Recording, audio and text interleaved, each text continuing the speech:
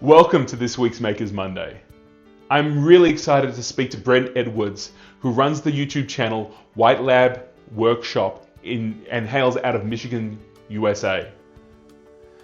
Before we actually throw over to Brent, who's waiting, if this is the first time you've come to Makers Monday, I'd love for you to hit the subscribe button and the bell icon because we bring a new maker to you every single week. And I'd hate for you to miss out on someone's amazing work and even the inspiration that you might gather from them sharing their story with you.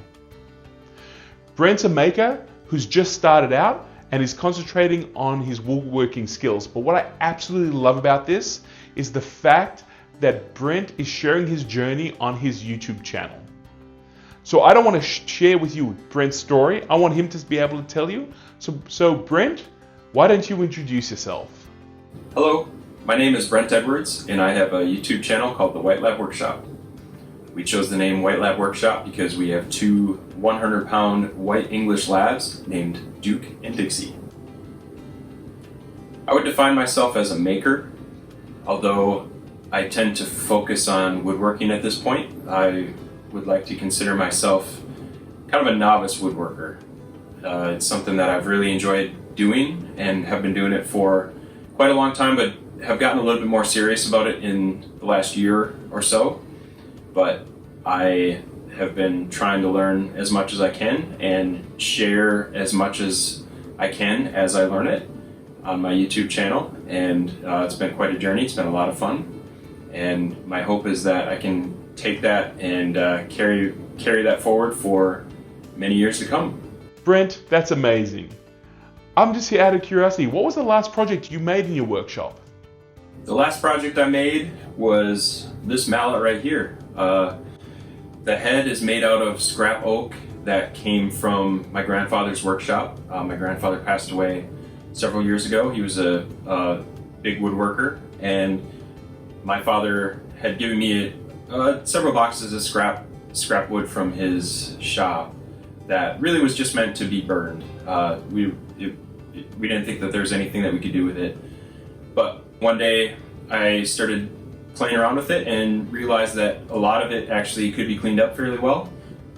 And once I realized it could be cleaned up pretty well, I started to do some projects with it. And the most recent one is this mallet here. So I made the head out of the scrap wood from my grandfather's shop. The handle came from an ash tree from one of our neighbor's farms that she grew up on. I was helping her husband cut the wood up so that he could make some projects with it, and there was some scrap left over that he said I could take and do with as I wanted to. And this was the first thing that I tried, and it worked out great. So I've got kind of some interesting history with just the wood that comes along with this mallet. And then on top of it, I took my grandfather's wood burning kit and burned my logo into the head, which was kind of a fun project to do. It didn't turn out quite as clean and crisp as I was hoping. I learned that oak is kind of a tough wood to do wood burning with, but overall, I'm very happy with this thing. Those are really cool. And you know what? I love the idea that you're making things that are practically used around your house. Let me just ask right now, what has been your favorite tool that you use in your workshop? My favorite tool is my table saw. I have a fairly old, we'll call it vintage craftsman contractor saw that I've talked about it on my channel several times at this point, saying that I have a pretty interesting story, and so I'll tell the story really quick. So I originally bought a job site table saw, something that was portable. It was a little bit cheaper, just kind of got me into the game a little bit, and I called up my father-in-law, who is a woodworker, and just wanted some advice as far as how I should make a kind of a rolling base for it. And we were talking about some ideas. He was on the road, headed to one of his friend's house, and he said he'd think about it for a couple days and give me a call back. And so we hung up, and the next day he called me back and said, "Boy, have I got a deal for you." And as it turns out, the conversation that I had with him was very timely because he was headed down to his friend's house, and during the conversation, somehow it came up that I was interested in doing woodworking and just bought a table saw, and his friend said, you know what?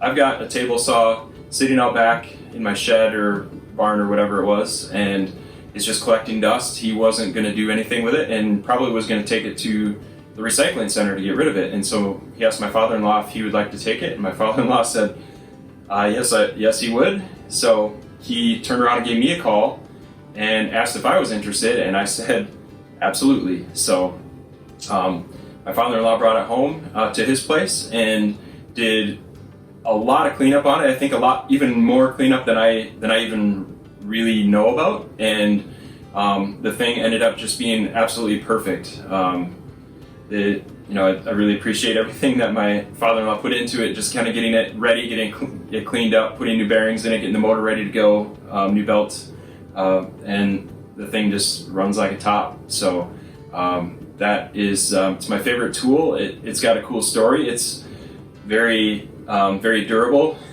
Those old Craftsman saws are they're pretty darn impressive, and this thing is my workhorse. It's the thing that basically opened the door for me to really get into some more intricate woodworking, where things need to be a little bit more precise and cuts need to be a little bit more, clean, or longer, rips and so on and so forth. Things that like a circular saw or miter saw just don't quite get you there. The table saw kind of opened the door for me, and it's been excellent just having that to kind of get me started and run with.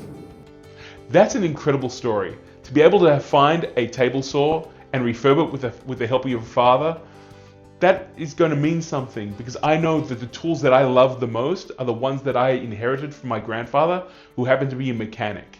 So those are the things that every time I use them kind of ties that bond closer together, because he created something, he made things, he fixed things, and so do I. So you've got an incredible tool that every time that you go and create something just ties both of you back together. That's amazing. Thank you for sharing that part of his story. What was the last project that you made at White Lab Workshop? My favorite project that I've made is the pair of nightstands that I have up in my bedroom. It was the first real opportunity that I had to take my Craftsman table saw after kind of getting the hang of it a little bit, learning the ropes a little bit with some smaller projects. This was the first thing that I took some of the knowledge that I've learned and really started to apply it. I learned how to make mortise and tenon joints with the table saw, and I was borrowing my grandfather's mortising machine from my sister. Inherited that, and so she let me borrow that for the nightstand project. So I learned how to make mortise and tenon joints on my own. My father-in-law had helped me do that to build this table and the rolling base that the table saw is sitting on. So I'd already experienced that with kind of the guidance of somebody who's experienced, but to do it myself was very exciting, and I consider it my favorite project because it was the first real big project that I'd made in doing some of the what I call real woodworking techniques, mortise and tenon joints, and making drawers, and not just sliding drawers that slide on wood, but using drawer slides, extension slides. So it was a lot of fun to make it. It took me quite a while. Woodworking for me is a kind of a side endeavor, and so I just kind of had to piece it in with the time and opportunities that I had. But it was a lot of fun, and it really helped light the fire for me to make me realize that, in fact, this is something that I really enjoy doing, and woodworking and building and creating is kind of a hobby that I really wanted to pursue much further. Those table ends look fantastic. I can even imagine that every time that you go into your bedroom, you think about another way of being able to improve that design. Right now, I'm trying to make some furniture for myself, and I know how hard that is. And the result you got is phenomenal. Well done. It sounds to me that you've been doing a lot of woodworking, but are there any skills that you want to maybe learn about outside that arena? The favorite skill of mine that I would like to learn is how to hand cut dovetails. I've seen a number of videos that kind of explain how to do it. And to me, kind of getting into woodworking with power tools was excellent, but to really get in there and hand cut things and make joints that are extremely tight and smooth, or fit together smoothly, and doing that by hand is kind of the next level to me. And I would really like to try my hand at doing hand cut dovetails, just to experience it. I don't expect that I will do hand cut dovetails all the time, or kind of working only with hand tools all the time. But it's just one of those things that to me would kind of signal that I'm actually kind of getting a little bit more serious about this, and taking it and really starting to learn kind of woodworking techniques that have been around for ages and that woodworkers have been doing for a long time. And some of the best woodworkers that you'll see out there have the experience and the knowledge to hand cut dovetails and to do it really well. And I would like to learn how to do that at some point and apply that, whether it's to just make a keepsake box, or whether it's to make drawers, or any sort of joint like that kind of showcase that hand cut dovetail. That seems really fun to me. That seems like something that it's a good attainable goal. It's a goal that I believe I am fully capable of achieving at some point, and I very much look forward to it. Brent, I totally understand where you're coming from. Learning skills are definitely the area that I enjoy the most, and thank you so much for sharing that. And in fact, thank you for sharing your story here on Makers Monday. I wanted to say thank you to Gil for giving me the opportunity to share my story a little bit with you, and welcome you into what is my, for the moment, temporary shop. I just moved everything from the garage into my basement here about a week or two ago, and I live in Minnesota, which, in Minnesota, summers go way too fast and winters last way too long, and our winters get cold. I mean, very cold. So I would rather not find myself working in the garage doing work on my table saw and cutting off a finger and being so cold that I don't even notice it. So I moved all my stuff to my basement, and this is kind of the new White Lab workshop here, and I'm very excited to see what I can do with it, and I'm very excited to kind of share that with the world, and I am very thankful to Gil for giving me the opportunity to share this with you and let you have a glimpse into my story and my history a little bit, and hopefully we can kind of carry on with this endeavor moving forward. So thank you very much. Brent, it's been a total pleasure for me to have you here on this program. I'm going to tell everyone to follow the link below, go to your page and subscribe, and follow your projects as you learn, and it truly has been a pleasure to have you on the show. I hope we get the chance to make something together the next time I'm in the US or you're in Melbourne, Australia. Thank you very much for joining us and hearing Brent's story on Makers Monday. If this is the first time that you've come and you've liked the format, please hit the subscribe button and the bell icon, because as I mentioned before, I don't want you to miss out on the incredible people that happen to be makers and share their story here.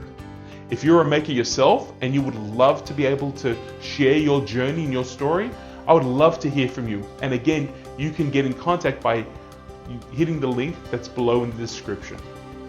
Join us next week for another maker, and I will see you here for Makers Monday.